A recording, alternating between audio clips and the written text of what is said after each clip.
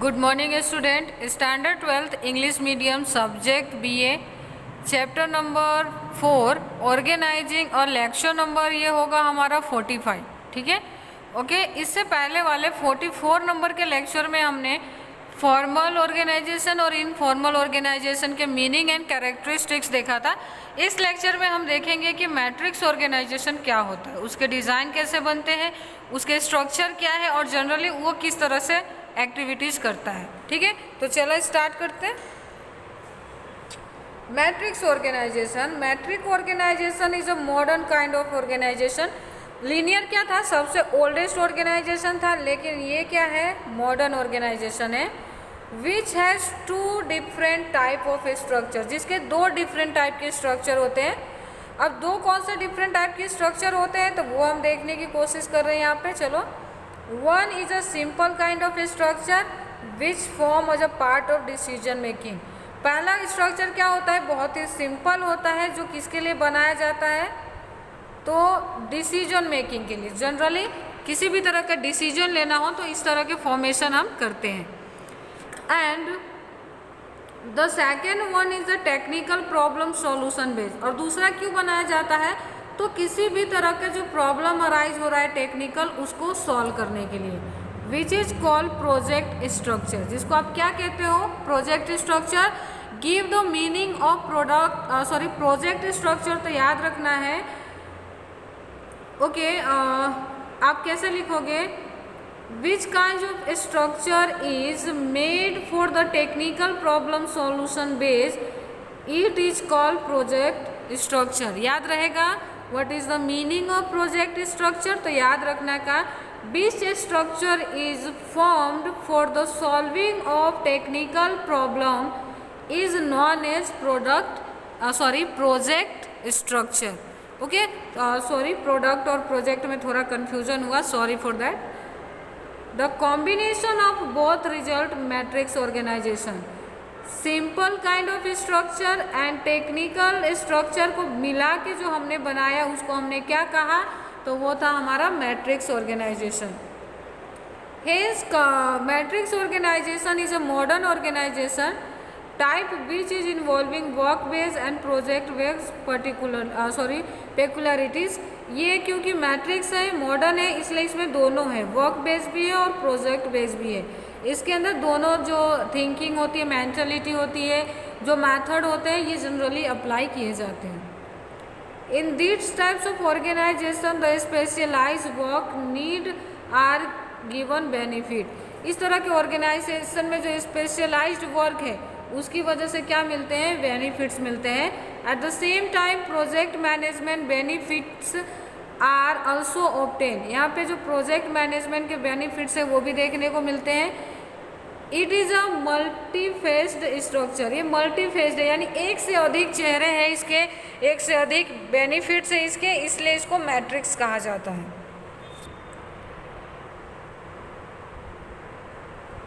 Okay, इसके designs देख लेते हैं कि डिज़ाइन किस तरह से बनते हैं। In matrix organisation we find combination of work based and project based organisation. Matrix में हमने दोनों का कॉम्बिनेशन देखा, combination of work based and project based. ठीक है, in this type of organisation each project manager is given different type of work responsibility. इसमें हर project manager होते हैं, उनको अलग तरह के काम और अलग तरह की रिस्पॉन्सिबिलिटी दी जाती है। As many project manager as appointed as per the number of project. Unit के अंदर, फॉर्म के अंदर, इंस्टीट्यूशन के अंदर जितना ज़्यादा प्रोजेक्ट होगा उतना ज़्यादा हम प्रोजेक्ट मैनेजर को हायर करेंगे और अपॉइंट करेंगे। This responsibility of project manager is successfully completed the project assign to them. और वो क्या करते हैं, उनको जो भी असाइनमेंट, जो भी हम प्रोजेक्ट सौंपे होते हैं वो सक्सेसफुली उसे कंप्लीट करते हैं। He is also responsible to the complete it on time. सिर्फ कंप्लीट करना इनफ नहीं है, ये प्रोजेक्ट टाइम पे कंप्लीट हो, ये देखना ज़्यादा ज़रूरी होता है। The expert from the different staff member are obtain from different work areas.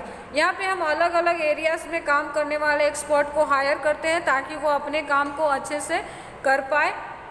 Next है such kind of selection expert are divided into different group. इस तरह के सिलेक्शन के लिए डिफरेंट एक्सपर्ट को हम डिफरेंट ग्रुप में क्या कर देते हैं, डिवाइड कर देते हैं। For example computer expert, research expert, manufacture and creation, special expert, technical expert etcetera. ये सारे तरह के एक्सपर्ट होते हैं जो अपने फील्ड, अपने डिपार्टमेंट के लिए अपॉइंटमेंट्स करते हैं। This kinds of expert are obtain from different work group. इसको हम कहाँ से लेते हैं, कहाँ से इनको हम चुनते हैं, तो ये डिफरेंट वर्क ग्रुप से हमें मिलते हैं। Once when work is done they are sent to their respective work areas to which they belong. Okay, एक बार प्रोजेक्ट कंप्लीट हो जाता है तो उनके जो रिस्पेक्टिव वर्क से जुड़े जो लोग होते हैं उनको वो क्या कर देते हैं, उसे वो सबमिट करके चले जाते हैं। The matrix organisation structure is be drawn to the following manner. अब इसको मैट्रिक्स ऑर्गेनाइजेशन को हम किस तरह से बना सकते हैं, उसका एक स्ट्रक्चर नीचे दिया गया है। आप देख रहे हो यहाँ पे मैट्रिक्स ऑर्गेनाइजेशन। शायद मैं आपको आगे स्क्रीन बढ़ाऊँ तो आपको पता चले कि ये गायब हो गया है, तो यहाँ ध्यान रखना, यहाँ कौन था, मैट्रिक्स ऑर्गेनाइजेशन था। ओके, चलो देखते हैं। सबसे ऊपर क्या था, मैट्रिक्स ऑर्गेनाइजेशन था। अब हमने वहाँ क्या देखा था कि थोड़ा नीचे करते हैं। हाँ, सबसे ऊपर कौन होगा, जनरल मैनेजर, जो कंपनी के बीओडी की तरफ से इलेक्ट हुआ होगा। वो ना अलग अलग डिपार्टमेंट बनाएगा, production, purchase, engineering, research and development. ये सारे काम के लिए अलग अलग प्रोजेक्ट होगा, ठीक है। जैसे प्रोडक्शन के लिए प्रोजेक्ट 1, 2, 3 होगा। उसके नीचे इसमें सब में प्रोजेक्टर, जो प्रोजेक्ट है नंबर 1 उसका मैनेजर होगा, यहाँ मैनेजर होगा और यहाँ पे भी मैनेजर होगा। सेम एज परचेज में भी 3 प्रोजेक्ट होंगे, इंजीनियरिंग में 3 होंगे, रिसर्च एंड डेवलपमेंट के 3 होंगे। 3 ही नहीं 4 भी हो सकते हैं। ये प्रोजेक्ट जितने होंगे उतना हम नीचे उसको बढ़ा सकते हैं। सिर्फ याद रखना है कि प्रोजेक्ट के नीचे कौन होगा, तो मैनेजर रहेंगे, ठीक है। ओके, तो चलो ये होता है यहाँ पे इसका स्ट्रक्चर। फिनिश देख रहे हो, यहाँ पे प्रोजेक्ट मैनेजर दिया हुआ है। क्या दिया हुआ है, प्रोजेक्ट मैनेजर। यहाँ पे जनरल मैनेजर, यहाँ डिपार्टमेंट्स और यहाँ नंबर ऑफ प्रोजेक्ट। चलो इसका नीचे देख लेते हैं। From the above diagram it is clear that matrix organisation the flow of authority is double fold. Okay, यहाँ पे flow of authority double fold में होता है, यानी 2 कैटेगरी में होता है। यहाँ पे आपने देखा था, यहाँ भी मैनेजर थे और ऊपर भी जनरल मैनेजर थे, इसलिए ये कैटेगरी 2 पार्ट में डिवाइड हो जाती है। For example, general manager from the top level poses all the project head to the lower level and the linear manner. Okay, अब यहाँ पे आपने देखा जनरल मैनेजर था, वो क्या कर रहा था, अपर लेवल से सारे प्रोजेक्ट हेड को लोअर लेवल तक लीनियर मैनर में क्या करता था, हैंडल करने का काम कर रहा था। It is also mention here that all project head function independently. आपने देखा कि हर प्रोजेक्ट मैनेजर अपना काम इंडिपेंडेंट तरीके से रह के करेगा, वो किसी के ऊपर डिपेंड नहीं करेगा।